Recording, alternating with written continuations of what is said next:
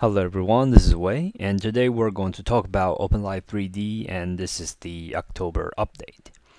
And in October, we did several things. The first thing that we accomplished is the Safari support, and we're now supporting Safari in production, although it is still a single thread solution. And the next thing that we did is that we kind of have mobile support. It is currently not in production. You can go through the mobile support with this testing website that I have. But currently there are not too many usage even if you open it on mobile, right? Because you're opening something with some background, but you don't have OBS on your mobile, right? So since you don't have OBS on your mobile, the current mobile support doesn't mean too much.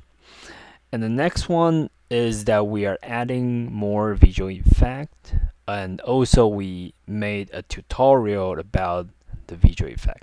And please help to contribute. I would really like to see more people help to contribute to OpenLive3D. Just go to the GitHub and try to make some contribution, and you can check the tutorial. There are more details in it. And we also improved the code quality, and basically we merged the core repository and the module repository. If you would like to know more, we do have the design spec PowerPoint available in the description as well. Right, so for the first item, the Safari support, we got 6 different problems. Here we list down the 4 problems that we focused for Safari. Right, so the first one is that in our original design, Safari is blocked, so we have to unblock it, and we of course accomplished this. The second one is that before we were using multi-thread solution, right? So we are running the 3D rendering in one thread, and we are running the machine learning in another thread, so that we can have higher or better performance. The problem of Safari is that Safari doesn't allow anyone, when using browser, to process any GPU task outside of your main thread, right? So if you are running multi-thread, yes, Safari does allow multi-thread, but in any thread other than the main thread, you're not allowed to run GPU related tasks. And this will have a problem for us, because this worker, Safari worker initialization, and inside this worker, we are trying to initialize a GPU task to run machine learning. And Safari doesn't allow that. So we have to make a single thread solution that can integrate it with our multi-thread solution and be triggered when we detected that the user is using Safari as their browser solution, right? So this is one of the major tasks that we accomplished. And the next one is that there are some difficulty initially when we try to pass the machine learning result and convert that into movement to modify or to move our 3D model, move our VRM model. The reason is that during initialization, Safari have a different number or different parameter initialization process compared to other Chromium-based browser, which is very weird. I didn't thought that this is a thing, but we were able to solve it. We solved the initialization issue. Basically, just remove whatever number that doesn't make sense and modify it to the one that makes sense, and so that we can pass the machine learning result to our VRM at the end. And the last one is an interesting one. So for security reason, Apple doesn't want their not just Safari, but all their browser solution, including Safari and also all the process that will run on your iPhone. When you want to run a video, you will have to define that object inside your HTML. If you are running a browser solution, you have to define that video object inside your HTML. You cannot dynamically edit that video object into the HTML with JavaScript, because this is my hypothesis that Apple think that this might be a security problem, that someone just injected some JavaScript and create a video object and then try to open up the webcam and record from the webcam, right? So there could have some security like threat potential. So this is blocked. So we have to create a video object in the HTML and set it autoplay. If we dynamically created it, then the autoplay will fail. In the current state of this solution, the Safari support is now in production. When you use Safari to open OpenLive3D, you will be able to see everything moving. With a warning screen, because I have to warn you that multi-thread is not supported, the performance will be a little bit slower. The next thing that we accomplished is that we actually now have mobile support, although it is still in testing stage. Most of the problem that we were testing in mobile, especially for iPhone, if you are using Android, it shouldn't be a problem. Especially for iPhone, most of the problems are similar to Safari.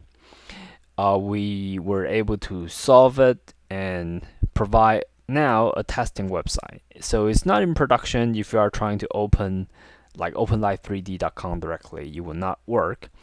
But if you are open this like OpenLive3D.com index mobile HTML, you will be able to go through the checking stage and see how OpenLive3D can work on mobile. But it doesn't have too much of a usage, right? Because you don't have OBS, Studio OBS software on mobile. So you just open up a VRM, connect it to your mobile camera, and that's it. So yeah, that's one of the reasons why we don't have the mobile support in production yet, because I don't see a reason before we do a recording function for mobile.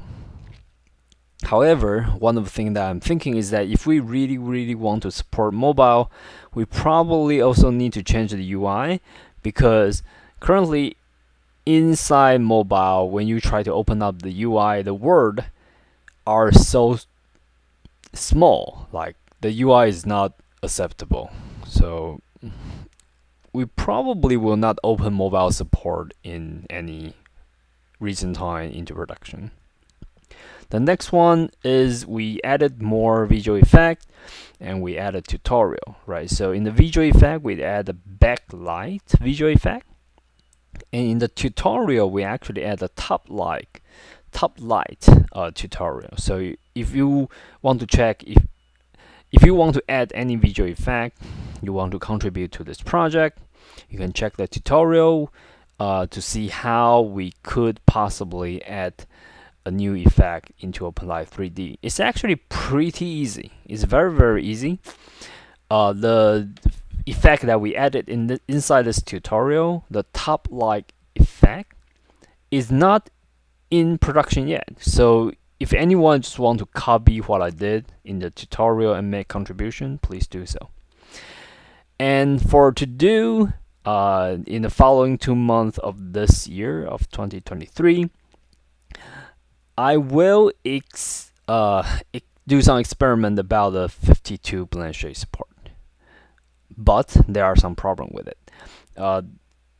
The 52 blend shape machine learning model is only supported in the new MediaPipe framework, right? So in the new MediaPipe framework, the facial landmark detection machine learning model does support 52 blend shape. However, the new MediaPipe machine learning framework is not compatible with the old framework that we're using. And the problematic part is that the new framework doesn't have holistic machine learning model yet. The holistic model is the one that support us to do a body pose detection, hand detection together with the facial landmark detection. So we probably, from what I'm thinking, we probably will not be able to do a full 52 blend shape support before the new MediaPipe library updated their machine learning algorithm to include holistic, which they did mention in their GitHub project, saying that they plan to add holistic this year. And there are 2 months still, right? So there are like November and December. I hope we will be able to see that at the list. Hopefully this month, hopefully in November, so that we can work on the 52 blend shape support in November. And for mobile recording, this is one possible function that we added. But if we want to do this, we probably also need to do the mobile UI redesign. This could take quite a while. I haven't decided the priorities for us to do this yet. And the next one is the eye facial mocap integration. We did search for some possible integration idea. If we really want to do this eye facial mocap integration, then this will only be available for the Electron part. And I'm still researching how this could work. Yeah. So the idea is that we will do the 52 blend shape support research first to try to think how we could possibly integrate 2 MediaPipe version, the new framework and the old framework together. And this down some of the possible approaches. It is very unlikely that it will work. We'll probably still need to wait for the MediaPipe library to update. And after that, we will start checking for the recording option. So how a recording function could potentially work in OpenLive3D. And then we will do the eye facial mocap integration research. And after that, we will think of how we could possibly do mobile UI redesign. And that is the idea, and that's what we will probably do in the near future.